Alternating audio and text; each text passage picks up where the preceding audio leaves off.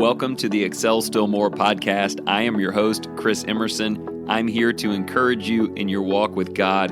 Thank you for joining in. Today's podcast is sponsored by Cunningham Financial Group. John Cunningham is a friend of mine and a brother in Christ, and he can help you with financial decisions and future planning. He's been a big help to me and my family, and I commend him to you. You can reach him at 205-913-1720. I am so thankful you're here, so let's get started.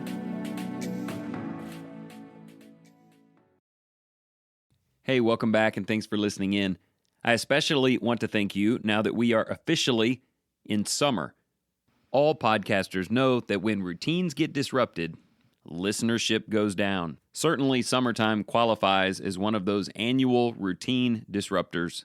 So it means even more to me that you've taken the time. And today, I just want to encourage you.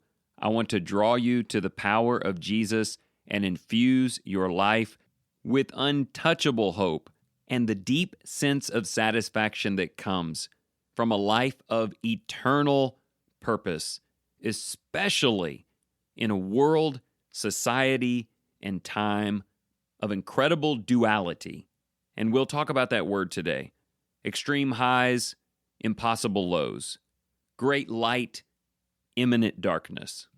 How do you and I, as children of God, remain constant in our peace in a world of wildly inconsistent swings and, honestly, just a lot of disappointment? The good news is there is an answer to that. There is one particular thing that can make all the difference for you, and it should be making all of the difference for you. And here's some even better news. There are a world of people around you who need what you have in Jesus. Let's make sure, firstly, that they are observing it in our lives, and then pray that God will use us to draw them to it. All right, so let's engage in an admittedly odd setup that ultimately will lead us to Jesus. Today's illustration might take you back to high school English literature, but do you remember the Charles Dickens novel, The Tale of Two Cities? It was written in 1859, but the story was set in the 1770s during the tumultuous time of the French Revolution, and the two cities in view were London and Paris. If you know nothing at all about that book, you probably know the opening line. It was the best of times, it was the worst of times. The next several lines simply expound on that in various ways. It was the age of wisdom, it was the age of foolishness. It was the epoch of belief, it was the epoch of incredulity. It was the season of light, it was the season of darkness. It was the spring of hope. It was the winter of despair. We had everything before us. We had nothing before us. We were all going directly to heaven. We were all going directly the other way. What he's describing is the stark duality, the opposing forces that were present at the same time during that revolution. Externally, you could observe it in the culture around you. To the rich and the powerful, it was the best of times. To those whom they were oppressing, it was the worst of times. If you were on one side of the wars that were fought, you had hope. If on the other side, you had despair. Some people were behaving in a way befitting of heaven. Others, for sure, the other way. It wasn't easily defined. It wasn't consistent. It was varied and unpredictable and hard. Building upon that culture, and really more to the point of the novel, the wild highs and lows of the world around the people actually existed in each person. And maybe this begins to sound familiar. Some days I feel full of light. Other days there is nothing but darkness. Some days I feel hope for positive change. Other times there's nothing but the winter of despair. Some days I'm sure I'll be in heaven. Other days, well, don't ask. So in that way, people were behaving just like the world.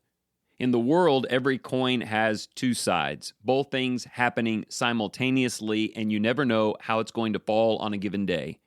But that was also becoming the spirit of people. Now, there is a line at the end of that long sentence that is very rarely quoted, so let me share it with you. He said, in short, the period was so far like the present period that some of its noisiest authorities insisted on its being received, for good or for evil, in the superlative degree of comparison only. Now, that's a Dickens-level way of saying it's always like this. In 1770, that duality existed all around and in people. In 1859, when he wrote this novel, the world was exactly like that, and so were most people. If you flashed forward to the conflicts and highs and lows of the 1900s, you could not tell the difference. And we can see this even now in 2022. Now, in today's world, whether it's the best of times or the worst of times, does have an external geographic component to it. During the height of COVID, if you lived in some parts of Texas, you didn't think about it all that much, and maybe it was even a great time for your family. But if you lived in Italy or New York City, it is a terror that potentially has scarred you for life. During our time of economic woe and inflation, some have to make a few cuts but feel like we'll be all right, but a great many others feel utter despair and no future hopes. And as time and circumstances change, different peoples and families may go from one end of that spectrum to the other. And listen, I'm not here to tell you that we need to remedy all of that. Charles Dickens' point is it's always that way. The world continually has these things happening simultaneously. What I'm addressing today is the tendency, even for Christians, to be like the world. All of those ups and downs, hopes and despairs, light and darkness, I've got everything before me, I've got nothing to live for, existing in us. Look, that's the way the world lives. Those battles rage on in each person's spirit, but not you. Something has to be different. God did something. And while it was not designed to balance the inequities in the material world, it most certainly has the power to balance your spirit, to keep a joy and purpose and peace in your heart so that you can be positioned to share that with others. I mean, look, this is certainly what we see in the New Testament. Would you agree with Charles Dickens that these kinds of things exist in every century, including the first century? Were there highs and lows and challenges and unpredictabilities for the life of a Christian in first century Jerusalem or Rome, to mention two cities? And yet, what do we read all throughout the Bible? In Philippians 4, while Paul is in prison, he says, I rejoice in the Lord always. Again, I say, just keep on rejoicing. Jesus provides peace beyond comprehension. In Hebrews chapter 10, the author said, do you remember when you had your possessions taken from you and you were fine about it? No, that wasn't fair, and this world has a lot of darkness, but it did not find its way into you. Or in 2 Corinthians chapter 5, when he talks about the decaying of the body, either through aging or persecution, he says, we grow in joy and anticipation even as our bodies fade. Why is that? What did God do to make that possible? Well, the answer is very simple, and you already know what it is. I just need to make sure today that it is not a piece of your life, it is the centerpiece of your life, and I'm talking about the resurrection of Jesus Christ. When Jesus overcame the grave, everything changed. Everything about your life on earth, why you're living it, how it should be used, and to what end was altered when Jesus took back his life from the grave, having offered it for others. Everything about the focus we put on getting the most out of this life got altered when we learned that there was life after this life. And when Jesus ascended into heaven and took his place at the right hand of God, and John wrote in descriptive form about the glories of where God seeks to draw us, everything about where we draw our hopes, what are our dreams, and where are we going, was forever changed in the heart of a true believer. Are you a true believer? You might say, well, of course I am. I believe that Jesus died for me and that he was raised on the third day and that he has ascended into heaven. It's great that you believe that, but it doesn't make you a true believer. There are plenty of people, even in the church, who have the death, resurrection, and ascension of Jesus as a part of their life. The problem is, it's way over in the corner of the page, while in the middle of the page that represents their life is a Charles Dickens paragraph. Well, it's the best of times and the worst of times. It's an age of wisdom and foolishness, belief and disbelief, light and darkness. No, it is not. Yes, it is in the cities, in the culture, in the world, but not in you. I want you to imagine a sheet of paper. On the left side is all of the downer lines, the worst, darkness, foolishness, and despair.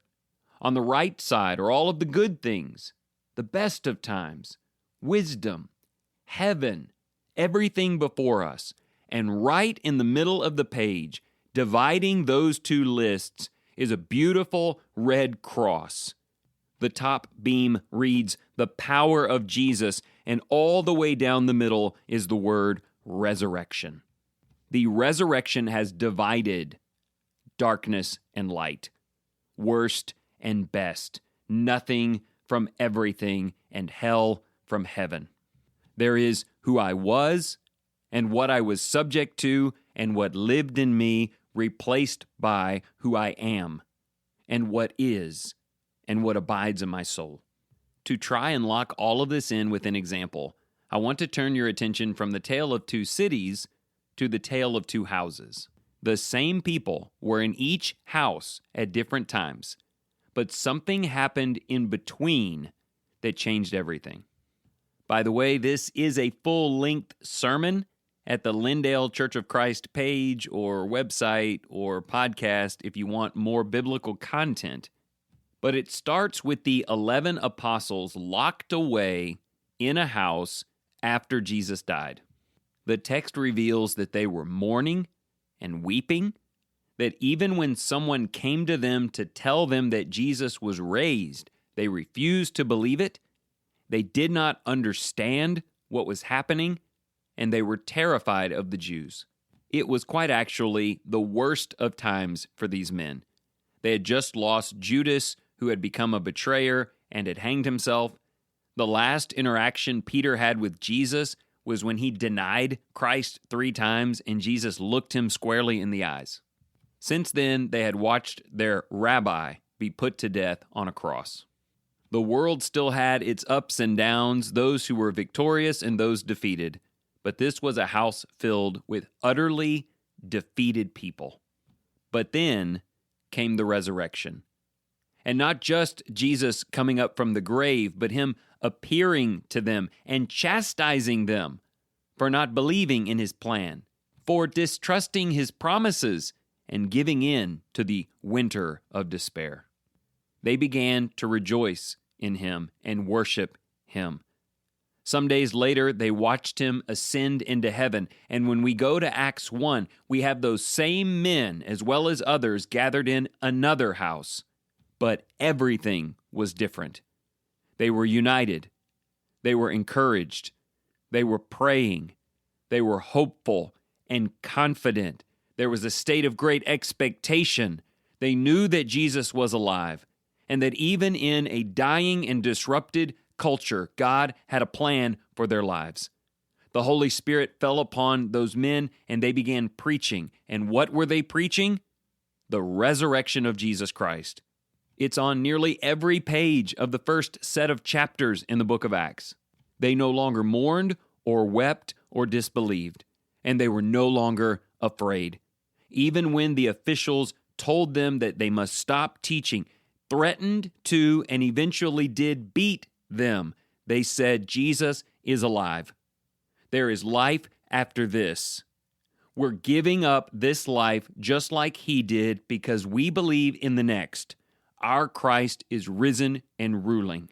You in the culture, in the world, in the government, you do what you've got to do, but as for us, we will serve, praise, and rejoice in Jesus. 2 houses, one filled with tears and hopelessness, the other filled with unity, joy, and confidence. The difference is simple.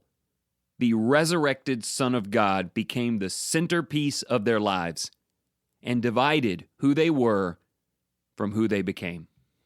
Well, can I ask you a question? Which house do you live in? Or to think more in terms of your home address, which house do you walk out of into the world every day? A house of tears because there is no resurrected Jesus?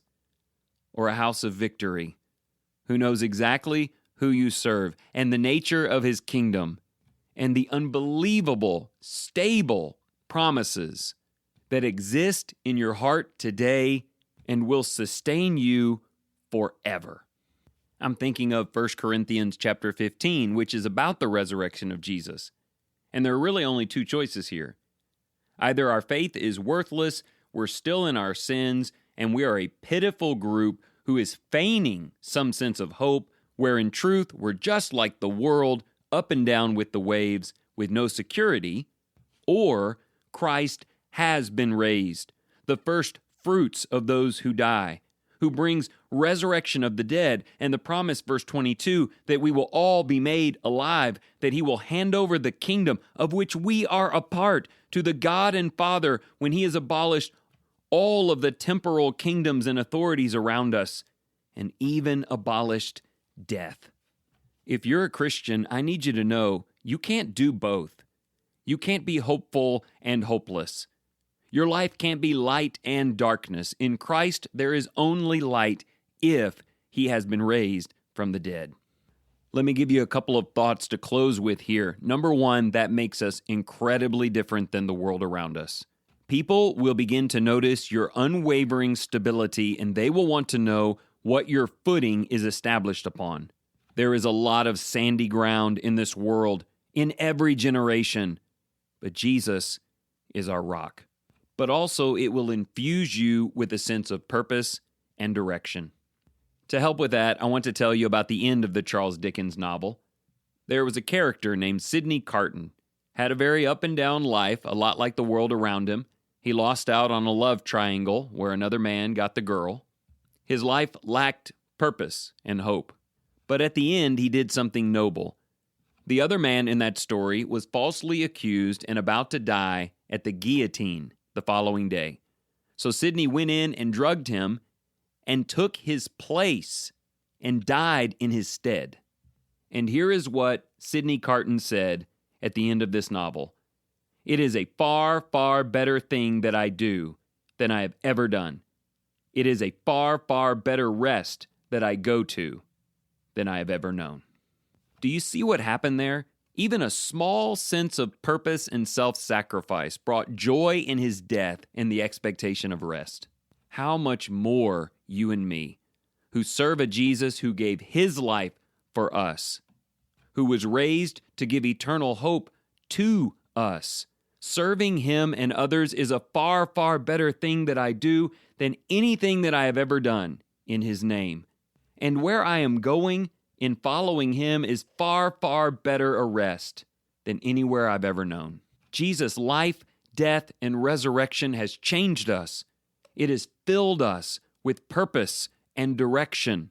We know why we're here and what we're using this life for and the rest that is coming.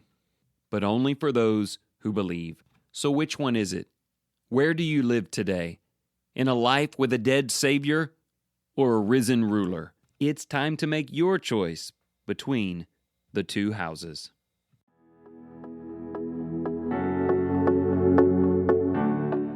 Thank you so much for joining in today. If you enjoyed this program, consider sharing it with your family and your friends. And if you're just in search of deeper Bible study or you want to share the message of Jesus with the children in your life, remember to go to creationtorevelation.com. This wonderful company, run by Christians, provides beautiful illustrations of Scripture from beginning to end, putting the spotlight on Jesus. And remember this, whatever you choose to do today in the name of the Lord Jesus Christ, excel still more.